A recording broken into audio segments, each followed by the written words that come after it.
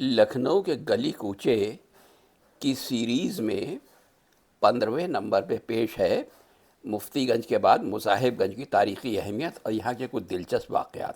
اپنے دور کی ایک مشہور شخصیت مرحوم پرنس زین النواب مالکی کے بنوائے ہوئے دو مقامات جن کی اہمیت بہت زیادہ ہے، ایک ہے مالکی مسجد اور دوسری مالکی درگاہ۔ مصاحب گنج کو کور کرنے والا ویڈیو اسی مقام سے شروع کرتے ہیں۔ دہلی کے رہنے والے ایک شخص گھسیٹے خاں تھے جنہوں نے اپنی عقل اور حسن خدمات سے سلطان عالم کے سرکار سے مصاحب الدولہ کا خطاب پایا، اور لکھنؤ کی آبادی اس قدر بڑھ چکی تھی کہ ان کو مفتی گنج کے پاس تھوڑی دور پر رہنے کو جگہ ملی اور انہوں نے اپنے نام پر مصاحب گنج بسایا۔ 2 محل سرائیں بنوائی، محلے کے 4 طرف پھاٹک لگوائے۔ آبادی پشچم کی ہی طرف بڑھ رہی تھی، جگہ کو محفوظ سمجھ کر دوسرے لوگ بھی آ کر بس گئے۔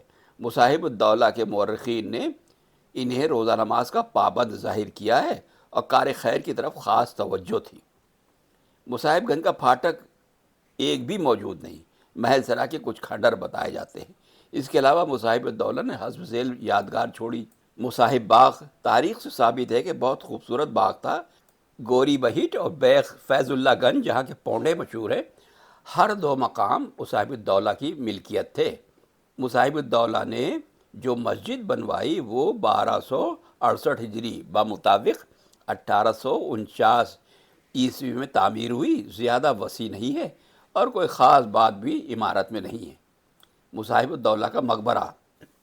مصاحب الدولہ نے 1292 ہجری میں لاولد انتقال کیا۔ مسجد کے سامنے وطن ہوئے، قبر پر مقبرہ بنایا گیا۔ جا بجا آیات قرآنی در و دیوار پر بخط نسخ لکھے ہوئے تھے، اور اب یہ عمارت بھی باقی نہیں، نہ اس کا کوئی نشان نظر آتا ہے۔ میر لچو مصاحب گنج میں رہتے تھے، بڑے قوی پہلوان تھے، اپنے سر سے کیتھا توڑ ڈالتے تھے، دیوار میں اس زور سے ٹکر مارتے تھے کہ عمارت میں نشان پڑ جاتا تھا۔ ان کے شاگردوں میں بڑے بڑے معزز اور بلند طبقے کے امراء اور رؤسا تھے۔ نواب سید فضا حسین خاں بہادر ان کے خاص شاگردوں میں شامل تھے، جس کا تاریخ میں ذکر ہے۔ نواب مرزا مہدی آپ سالار جنگ کے خاندان سے تھے، اور عہد واجدی میں آپ کے کمالات کا یہ مظاہرہ تھا کہ کنویں کی جگت پر بیٹھ کر بیر چھیلنا شروع کرتے تھے اور اس قدر مہین چھلکا اتارتے تھے کہ کنویں کے اندر چھلکا اتر جاتا تھا۔ کربلا مصاحب الدولہ، یہ روضہ مزار حضرت عباس کی شبیہ اور مصاحب الدولہ کی یادگار تھا۔ پھاٹک داخلہ بند اور شاندار، دونوں پہلوؤں میں غلام گردش، سامنے لمبا چوڑا صحن، آگے بڑھ کر اصل روضے کی عمارت جو درگاہ حضرت عباس واقع رستم نگر سے زیادہ مشابہ یعنی ملتی جلتی ہے۔ شنشین پر بہت پرانی مگر خوبصورت سنگ مرمر کی زری، اوپر بڑا خشتی گنبد جس کے بالائی حصے میں سنہری گنبد ہے۔ غلام گردش اور روضے پر اگلی وضع کی مڈیر ہے جس میں محراب اور طاق بنا کر ان پر کمہاروں کے ہاتھ کی چمکدار روغنی گمزیاں جاذب نظر اور نگاہ افروز تھیں۔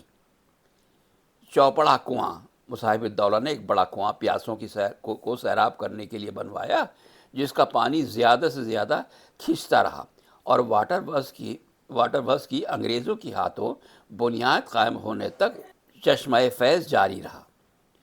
بلدار مسجد، اس محلے میں عہد شاہی کی ایک خوبصورت اور اوسط درجے کی مسجد ہے جس کے مینار عورت کی چوٹی کی طرح بنائے گئے ہیں، اور اسی وجہ سے یہ خانہ خدا بلدار مسجد کے نام سے مشہور ہے۔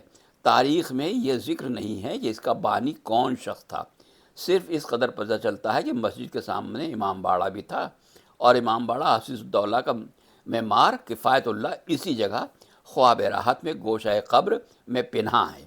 مسجد آباد ہے اور مسلمانان محلے کی وجہ سے اچھی حالت میں ہے۔ مرتضیٰ خاں ایک طاقتور شخص مصاحب گنج میں رہتے تھے۔ اس قدر قوت تھی کہ بھینسے کی دم پکڑ کر اندارہ میں لٹکا دیا اور پھر کھینچ لیا۔ ایک پر جس کے 2 بیل کھینچتے تھے انہوں نے تنہا کنویں میں کھینچ لیا۔ یہ تھا مصاحب گنج کے کچھ تاریخی واقعات کا ذکر۔ امید ہے آپ کو پسند آیا ہوگا۔ اگر یہ ویڈیو آپ کو اچھا لگا ہو تو برائے مہربانی اس کو شیئر کرنے، کمنٹ کرنے اور لائک کرنے کی زحمت کریں۔ اسی علاقے میں جھاکڑ باغ بھی ہے۔ یہ باغ چھوٹے خاں کا لگوایا ہوا ہے، جو انیس الدولہ کے لقب سے پکارے جاتے تھے۔ شاہ اودھ کی خصوصی توجہات نے ان کے خطاب میں اضافہ کیا اور مؤنس الملک خانہ زاد خاں بہادر مصاحب خاص ان کی ترقی کا ترہ امتیاز تھا۔ انیس الدولہ مصاحب الدولہ سگے بھائی تھے۔ جھاکر باغ ایک طرف مفتی گنج سے قریب، دوسری طرف مصاحب گنج سے نزدیک واقع ہے۔ انقلاب سلطنت کے بعد دونوں بھائی کلکتے گئے۔ انیس الدولہ نے شاہ مرحوم کی رفاقت میں وہیں انتقال کیا اور مصاحب الدولہ رحلت جان عالم کے بعد لکھنؤ چلے آئے۔ جھاکڑ باغ سلطان عالم کی حکومت میں بنا اور اس باغ کے بیچ میں ایک عالیشان کھوٹی بھی تھی۔ انیس الدولہ کبوتر خانے کے دروغہ بھی رہ چکے تھے۔ ان کے متروکے میں ورثے نے 2 لاکھ روپے نقد پایا۔ اس محلے میں ایک پرانا تکیہ بھی تھا جس میں ممتاز محل ملکہ غازی الدین حیدر کی قبر تھی۔ اس لحد پر نصیر الدین بہادر نے عالیشان مقبرہ بنوا دیا تھا۔ اب نہ کوئی کوٹی باقی ہے، نہ مقبرہ، نہ ملکہ کا نشان قبر۔ جھاکڑ باغ ویران جگہ ہے۔